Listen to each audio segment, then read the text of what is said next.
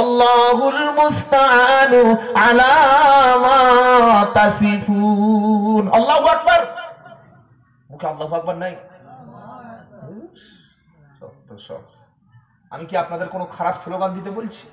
আল্লাহু আকবার মুখে উচ্চারণ করতে পারছেন? আল্লাহু আকবার পৃথিবীর শ্রেষ্ঠ স্লোগান। আপনারা তো শান্তিতে বসে আছেন। আমার ফিলিস্তিনি মুজাহিদ বাহিনী বাইতুল মুকাদ্দাস রক্ষা করার জন্য তাদের কাছে কোনো দামি অস্ত্র নাই। মুসলমানদের সবচাইতে বড় অস্ত্রের নাম হচ্ছে লিল্লাহি তাকবীর, আল্লাহু আকবার। এটাই সবচাইতে বড় স্লোগান। এই স্লোগান মুসলমান ভুলে গেছে। দুনিয়ার প্রতি মানুষের এত মেজাজ, দুনিয়ার প্রতি আকৃষ্ট, আল্লাহকেই ভুলে গেছে। হযরত ইয়াকুব আলাইহিস সালাম বললেন, ফাসাবরুন জামিল, আমি উত্তম সবর করব, উত্তম ধৈর্য ধারণ করব। বলুন সুবহানাল্লাহ। সে সবর 40টি বছর নিজের সন্তানকে হারিয়ে বাপ কাঁদতে কাঁদতে বন্ধ হয়ে গেছে, চোখে দেখতেই পাচ্ছে না। কি সবর বলুন তো? এরকম সবর কার আছে? ছেলেকে হারিয়ে তিনি সবর করলেন, এটা ছিল তার জন্য সবর। এইভাবে আল্লাহ পাক প্রত্যেকটি নবীকে কঠিন কঠিন পরীক্ষায় ফেলেছেন।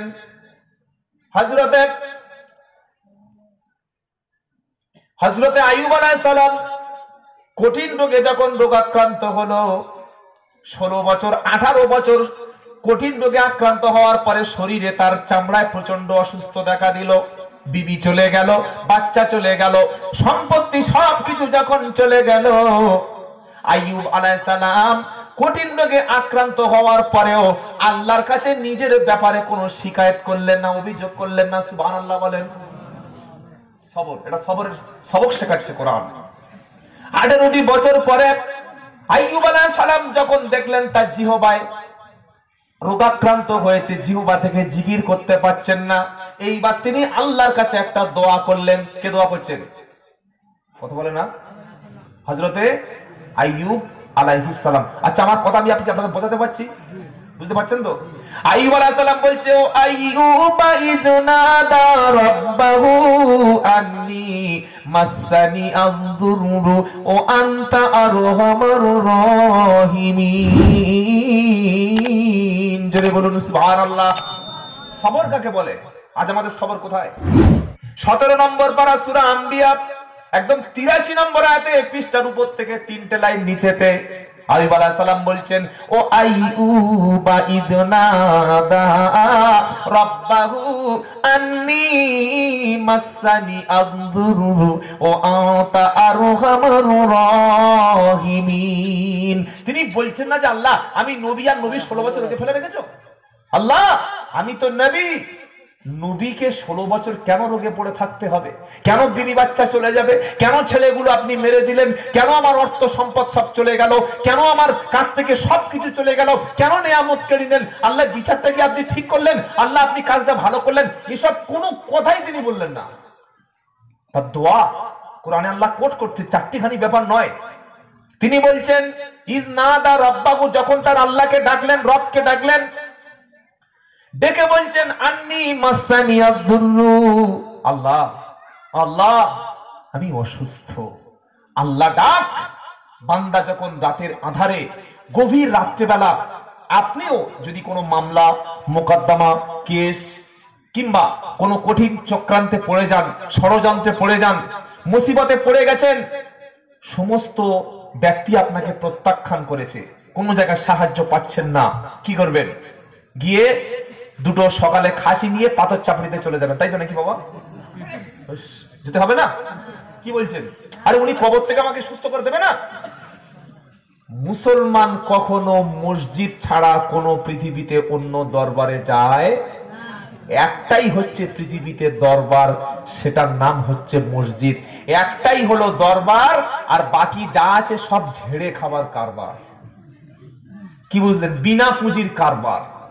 অধিকাংশ মাজারগুলিতে কবর নিয়ে সেখানে ব্যবসা চলছে, বিনা পুঁজির বিজনেস। খালি একটা কবর করে উপরে গম্বুজ করে একটা ওরস ডেকে দিয়ে, আর পাশে কিছু ভণ্ড বক্তা থাকবে, কিছু ভণ্ড ব্যক্তি থাকবে, যারা বলবে আমার পীর কবরে যাওয়ার পরে উনি জীবিত অবস্থায় যেরকম ক্ষমতা ছিল, মরে যাওয়ার পরে তার ক্ষমতা আরো চতুর্গুণ বেড়ে গেছে। এসো গরু আনো, ছাগল আনো, হাদিয়া আনো, চাদর আনো, এখানে দাও, যা চাইবে তাই পাবে। যা চাইবে, জোরে বলেন, যা চাইবে তাই পাবে। এইসব ভণ্ডদের কথা শুনে নিজের ঈমান আমরা নষ্ট করব না, বরং আল্লাহ কোরআনে যে সবক শিখিয়েছেন নবীদের পথে, সাহাবাদের পথে চলবো ইনশাআল্লাহ। বলেন।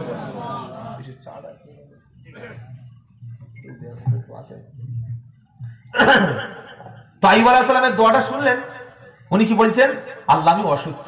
উনি বলছেন না যে আল্লাহ আপনি 18 বছর কেন রোগ দিয়েছেন, বলছেন না।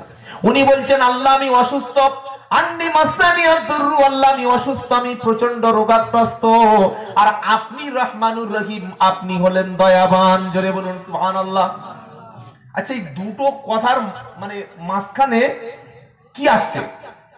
উনি বলছেন না যে আল্লাহ আমি অসুস্থ, আপনি সুস্থ করুন, এরকম কথা বলেছে? বলে নাই। উনি বলছেন না যে আল্লাহ আমি তো 16 বছর 18 বছর রোগে ভুগছি, তা আপনি একটু ফেরেশতা পাঠিয়ে আমাকে ট্রিটমেন্ট করতে পারছেন না? ওসব বলছেন না। কি বলছেন? আন্নি মাসানিয়াদ দুররু, আল্লাহ আমি অসুস্থ, আমি রোগাক্রান্ত, আর আপনি রহমানুর রহিম, আপনি দয়াবান।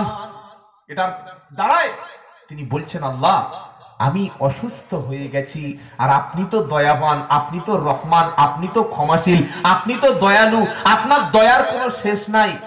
আল্লাহ, ইয়া আল্লাহ, এই অসুস্থ ব্যক্তির প্রতি আপনার যে দয়া, আপনার যে করুণা, আপনার যে বিশাল বড় ক্ষমার আধার, ওই করুণার কিছু অংশ আমার উপরে বর্ষণ করুন, আমি যেন সুস্থ হয়ে যাই। জোরে বলুন সুবহানাল্লাহ। আল্লাহ ডাকে সাড়া দিয়েছেন না দেন নাই? জোরে বলেন। আল্লাহ ডাকে সাড়া দিয়েছেন না দেন নাই? আল্লাহ পাক বললেন ফাস্তাজাবনা লাহু ফাকাশাফনা মা বিহি মিন দুর। আল্লাহ বলছেন আমি আইয়ুবের ডাকে সাড়া দিলাম। সুবহানাল্লাহ বলতে ইচ্ছা করে না? ডাকে সাড়া দেয় কে? আল্লাহ। মাজার থেকে ডাকে সাড়া দিতে পারে না। আপনি গেছেন আজমিরে, আপনি গেছেন বাগদাদে, আপনি গেছেন পাথর চাপড়িতে, আপনি গেছেন ঘুটিয়ারি কোন পীরের কাছে, আপনার ভাষা বাংলা, পীরের ভাষা ছিল আরবি, খুব ভাষা বুঝতে পারবে, তাই তো নাকি? কি বুঝলেন? তিনি হয়তো ঘুমিয়ে আছেন, আপনি ডেকে ডেকে চলে আসছেন। আল্লাহ বলছে ওয়ামান আযাল্লু মিম্মান ইয়াদউ মিন দুনিল্লাহি মাল্লা ইয়াস্তাজিবু লাহু ইলা ইয়াউমিল কিয়ামাতি ওয়া হুম আন দুআইহিম গাফিলুন। 26 পারা সূরা আহকাবের একদম 4 নম্বর আয়াতে মিডল পয়েন্টের নিচেতে আল্লাহ পাক বলছে তার চাইতে বড় গোমরা, তার চাইতে বড় পথভ্রষ্ট, তার চাইতে বড় সত্য পথ থেকে বিচ্যুত হয়ে যাওয়া ব্যক্তি কে আছে, যে এমন ব্যক্তিকে ডাকে, যে ডাকের সাড়া কিয়ামত পর্যন্ত দিতে পারবে। যদি বলেন আপনি কোন কবরওয়ালার কাছে, হে বাবা, হে বাবা, এ খাজা, এ খাজা, এ গাজী বাবা, এ পীর বাবা, কিয়ামত পর্যন্ত যদি ডাকেন, আল্লাহ বলছে সাড়া দেওয়ার ক্ষমতা কবরওয়ালার আছে। সবচেয়ে বড় গোমরা সে ব্যক্তি যে আল্লাহকে ছেড়ে কোন কবরে, কোন মাজারে এমন ব্যক্তিকে ডাকা শুরু করেছে যে সাড়া দেবে না, দেওয়ার ক্ষমতা নাই, কিয়ামত পর্যন্ত ডাকলে সাড়া দেবে না। আর কিয়ামতের দিন পরিস্থিতিটা কি হবে? ওয়াইদা হুশিরান নাসু কানু লাহুম আ'দা ওয়া কানু বিইবাদাতিহিম কাফিরিন। আল্লাহ পাক শোনাচ্ছে সমস্ত এই যাদের কাছে গিয়ে সাহায্য চেয়েছো, কবর থেকে যিনি বাঁচাবে মনে করে তুমি তার কবরে গেছো, কবরে গিয়ে কাঁদলে আমার ছেলে দেবে, আমার মেয়ে দেবে, আমার ভাগ্য পরিবর্তন করবে, আমার রিস্কের ব্যবস্থা করে দেবে, আমার ছেলেটার চাকরি দেবে, আমার জীবনের ভালো মন্দর মালিক কবরওয়ালা, এই মনে করে তোমরা যার কাছে গেছো, আল্লাহ আমি কিয়ামতের দিন সবাইকে কিয়ামতের দিন একত্রিত করব, করে বলবো এ খাজা আমার বান্দা, হে ওলি বান্দা, পীর বান্দা, তুমি সত্যি কি এই ব্যক্তিদেরকে কবরে যেতে বলেছিলে? তুমি কি এরকম শিখিয়েছিলে যে মরণের পরে কবরে এরকম চাদর দেবে, মাজার করবে, উপরে বড় গম্বুজ তৈরি করে ওরস করবে, মানুষকে গরু ছাগল নিয়ে সেখানে এসব কথা বলেছিলেন? সেখানে কবরে সেজদা দিতে হবে, কবরে মোমবাতি দিতে হবে, আগরবাতি দিতে হবে, সেখানে গিয়ে কাঁদতে হবে, কথাগুলো বলেছিলে? সেদিন আল্লাহর ওলিরা, কবরওয়ালারা অস্বীকার করবে, বলবে না আল্লাহ সুবহানাকা, আপনি পবিত্র, আপনি মহান, আমার এসব কথা বলিনি।